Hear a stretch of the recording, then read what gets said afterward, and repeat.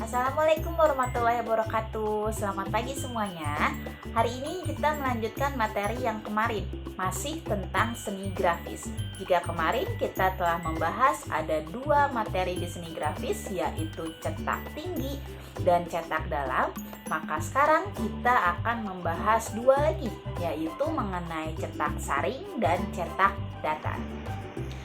Baiklah, sekarang kita bahas cetakan yang ketiga di seni grafis, yaitu cetak saring atau silkscreen. Cetak saring ini yaitu teknik mencetak dalam seni grafis dengan menggunakan silkscreen atau yang lebih kalian kenal dengan sebutan sablon. Jadi, teknik ini menggunakan cetakannya yang dinamakan screen yang dipasang dalam sebuah rangka. Alat-alat yang digunakan untuk melakukan atau membuat cetak saring ini yang pertama yaitu screen. Screen di sini sesuai dengan namanya silkscreen, maka cetakannya harus ada screen. Ini hal utama yang harus ada. Screen ini terbuat dari kasa. Jadi kain yang melapisi screen ini dinamakan kain kasa. Kemudian dibingkai dengan kayu. Kain kasa ini bisa dikatakan ada pori-porinya yang nanti bisa untuk merintang cat. Kemudian catnya diratakan menggunakan rakel seperti yang ada di gambar berikut. Rakel ini permukaan bawahnya terbuat dari karet yang diratakan. Kemudian pegangannya itu bebas dari apapun. Kalau yang ada di gambar ibu ini terbuat dari kayu. Rakel ini fungsinya untuk meratakan cat di atas screen. Ini adalah dua alat yang digunakan dalam cetak saring. Pada cetak saring ini ada dua metode yang digunakan untuk memindahkan gambar yang akan kita cetak. Yang pertama langsung ditempel, yang kedua proses afdruk. Langsung ditempel ini jadi objek yang akan kita cetak kita buat pada kertas bening atau mungkin yang kalian tahu plastik mika. Kemudian di-cut atau dipotong bagian-bagian yang menurut kalian akan diwarnai menggunakan cat. Dan kemudian kertas mika itu ditempel pada depan permukaan screen. Itu proses langsung. Yang kedua yaitu ada proses afdruk. Objek yang sudah kalian buat, kita akan ubah dan tempelkan langsung pada screen supaya screen ini bisa digunakan berkali-kali menggunakan bantuan cairan emulse yang disebut dengan proses afdruk. Kalian bisa perhatikan gambar berikut ini. Nah, di gambar ini kalian punya satu bagian yang paling atas itu adalah desain yang akan kalian cetak. Itu bisa dibuat dari kertas biasa ataupun dari mika. Kemudian ada cairan emulsion yang berwarna hijau di sana. Jadi cairan ini nanti akan dilapisi pada permukaan screen. Seluruh permukaan screen dilapisi dengan cairan emulsion di sini. Setelah cairan emulsionnya agak kering, kemudian tempelkan objek atau gambar desain yang akan kalian cetak. Setelah itu dipanaskan. Setelah dipanaskan, nanti cetakan atau gambarnya akan berpindah sendiri ke bagian screen, membentuk desain yang akan kalian buat. Nah, itu yang disebut dengan proses afdruk.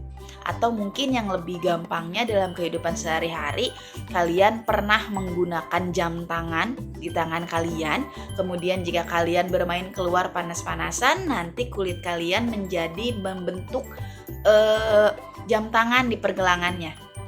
Atau di kaki kalian yang sering bermain menggunakan sendal, kemudian ada bekas sendal di kaki kalian. Nah, proses afdruk ini kurang lebih seperti itu.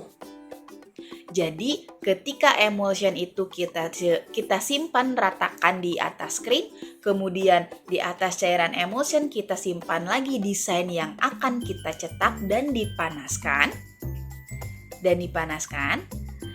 tulisan-tulisan atau desain-desain dari warna hitam yang dari kita gambar itu tidak akan terkena matahari sehingga tidak terbakar. Dan yang terbakar cairan emulsion lainnya yang tidak ada bagian gambar kitanya. Sehingga ketika kita angkat bagian desainnya, screen tadi akan merubah atau screen tadi berubah menjadi desain yang kita inginkan. Seperti yang contoh di pinggir ya.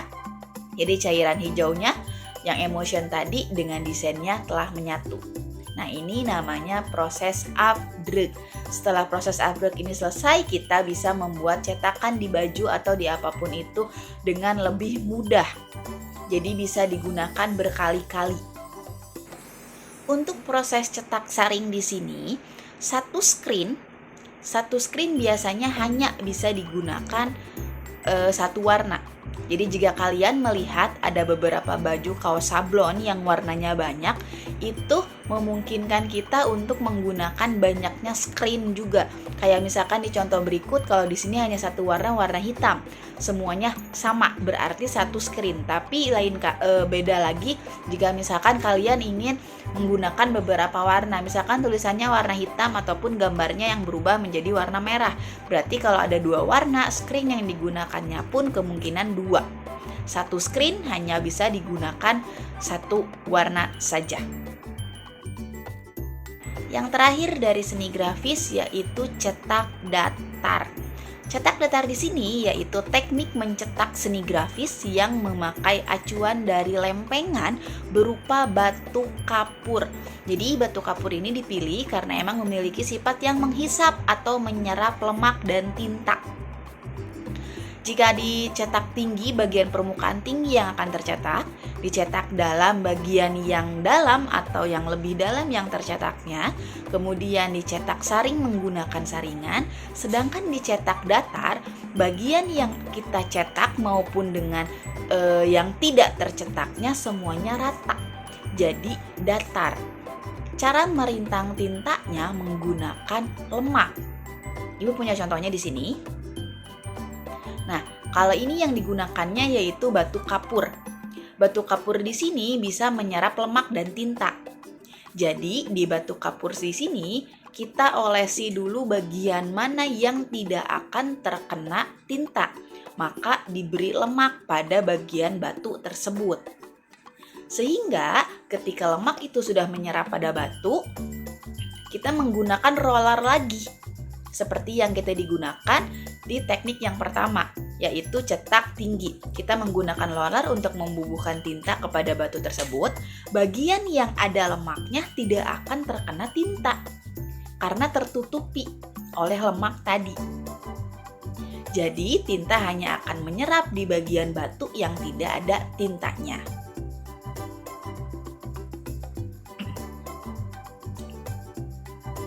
Ibu punya satu contoh simpelnya. Mungkin kalau misalkan kalian tidak terbayangkan di batu, kalian pernah menggambar menggunakan krayon. Krayon itu tidak akan menyatu dengan tinta pulpen. Jika kalian pernah menggambar krayon kemudian memberi nama menggunakan pulpen, itu tidak akan bisa. Karena krayon itu memiliki lemak. Jika kita membubuhi krayon pada kertas, kita tidak akan menuliskan atau tidak akan bisa menggunakan tinta di atas krayon itu karena krayonnya mengandung lemak.